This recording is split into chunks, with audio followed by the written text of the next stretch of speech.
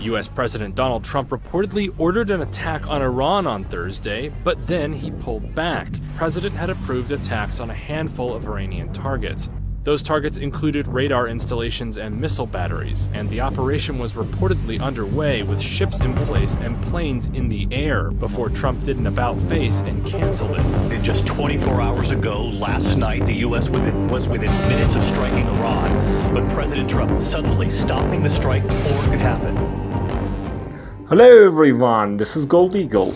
Today, we're going to talk about why Trump decided not to attack Iran after the drone incident. According to Iranian officials, in June 20, 2019, 4:05 a.m. local time, Iranian air defense shot down an American RQ-4 Global Hawk surveillance drone after it allegedly violated Iranian airspace for several times. However, American officials were insisting that the drone was flying over international airspace. Nevertheless, the next day, the remains of the drone was recovered from inside Iranian territorial waters, backing up Iranian statement.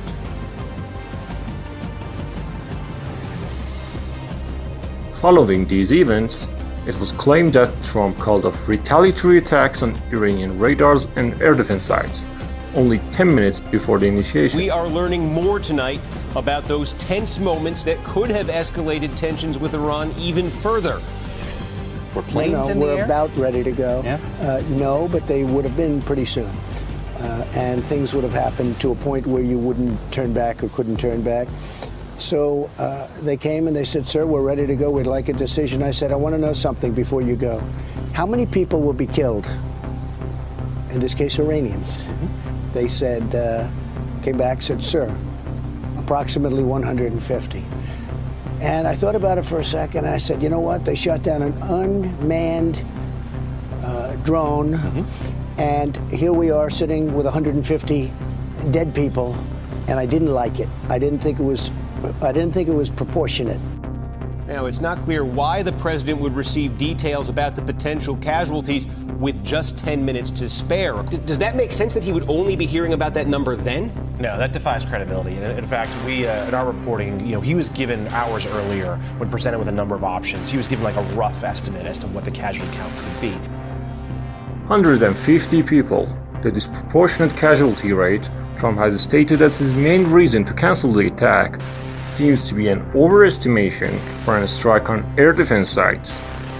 So, what did actually make Trump to avoid war with Iran, referring to it as A point where you wouldn't turn back or couldn't turn back. United States has the largest and the most sophisticated military force in the world. So what does concern US the most about Iran? Iran is not Syria or Iraq. It's a big, rich, sophisticated country with an ancient culture and a cohesive population. In some ways, it's an impressive place, not at all like the chintzy prefab capitals of the Arab world, like Riyadh or Dubai.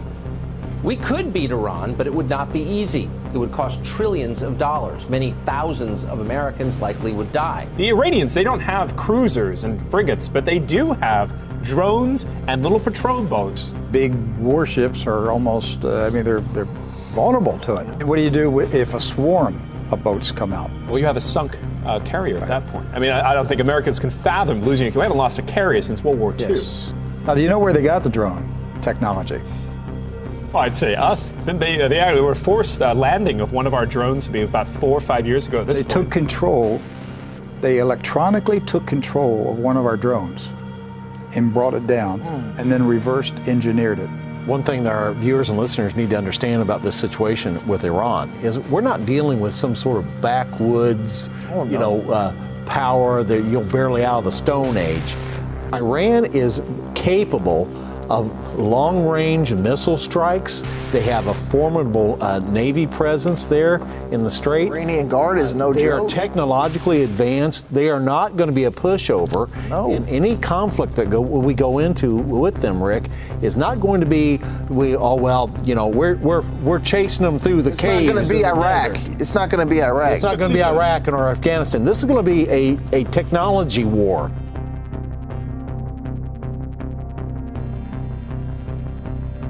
An 80 million nation, Iran is a large country with a mountainous terrain and a great strategic depth, which makes it ideal for an isometric warfare.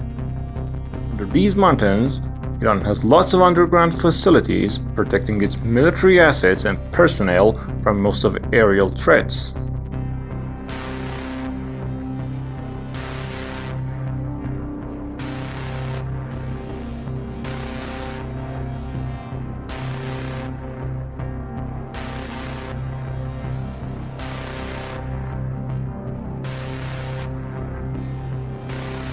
Iran also controls one of the most important energy passages around the world, the Strait of Hormuz. As soon as eruption of a war, this narrow strait would get closed, so bad news for the world's economy.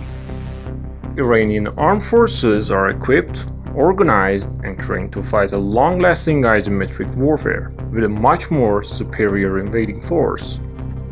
Iran also has a key capability that none of the countries were previously attacked by the United States used to possess, which is the ability of Iran to fight and target enemies beyond its own borders.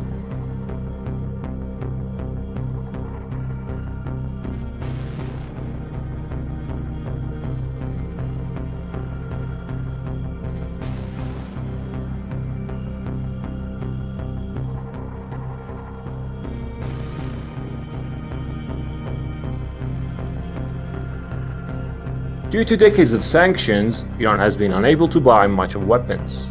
That's why Iran's air force is aging. Although Iranian technicians managed to keep the fighter jet fleet operational and even upgrade some of them with glass cockpit, advanced weapons and avionics, they still won't have a chance against the modern air force.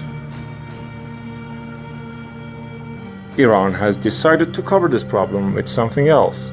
The largest stockpile of high-precision missiles, drones, and an integrated multi-layer air defense network.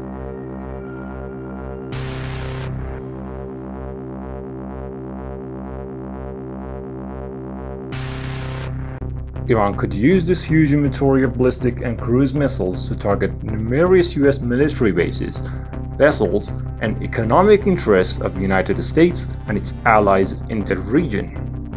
Due to their high accuracy and large numbers, they can outnumber and overpass most missile defense systems, hitting runways, fuel and ammunition depots, aircraft shelters, and even parked aircrafts, inflicting major damages and reducing the chance of air superiority for the enemy, knocking their air bases unoperational.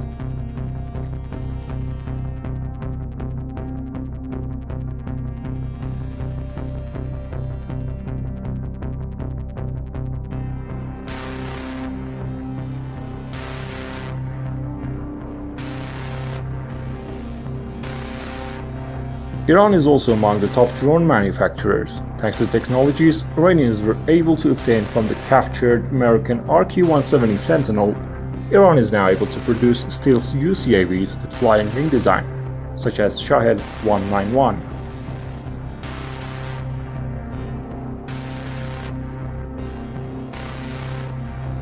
This drone was successfully used in a joint missile and drone strike on ISIS possessions in Syria, in retaliation to a terrorist attack on a military parade in the city of Ahvaz back in September 2018. The drones were able to fly all the way from Iran to Syria, hitting ISIS targets just a few miles away from US bases without them noticing.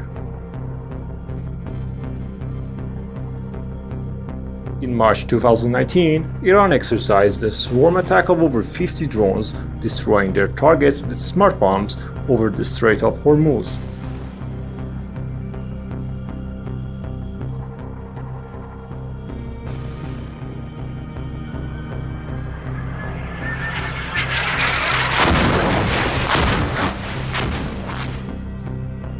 The same tactics could be used at sea, where swarms of small fast attack boats, each armed with 2 cruise missiles, was overrun any modern warship and sophisticated defensive layers.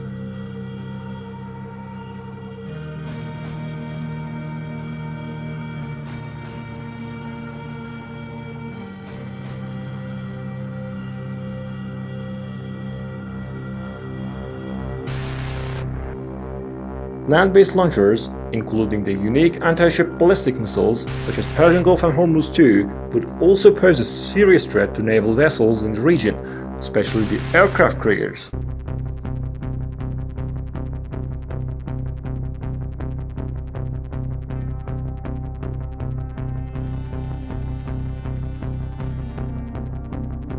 Iran locally produces most of its needed radars and air defense systems. Surdaf Khordad, the fully mobile system that shut down the RQ-4, is just one example.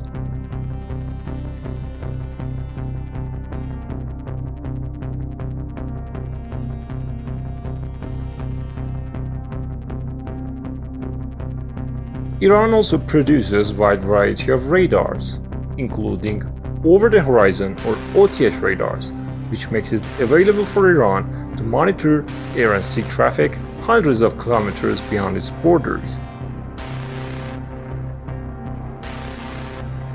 In order to avoid enemy air defense suppression missions, Iran uses different passive systems, which can track and engage targets without emitting radar signature, using both passive radar receivers and infrared electro-optical sensors. Iran also has demonstrated high capacity in electronic warfare. Hacking and taking control of American drones is the most notable example.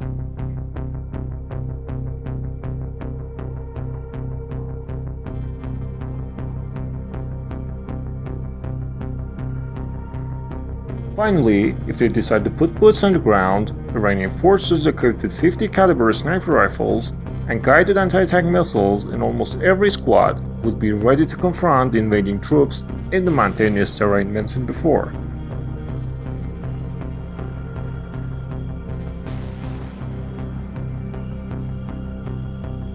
The casualties of such confrontation would be beyond any anticipation, regardless of how advanced the invading forces are.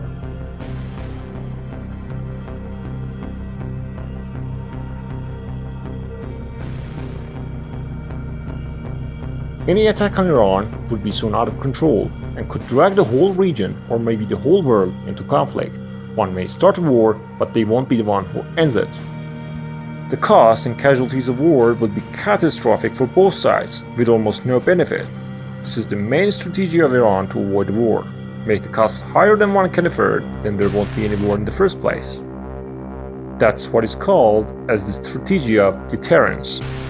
Thanks for watching, hope you've enjoyed this video. If you have any comments, please leave them below. If you enjoy my videos, please subscribe my channel. Have a good time, Gold Eagle out.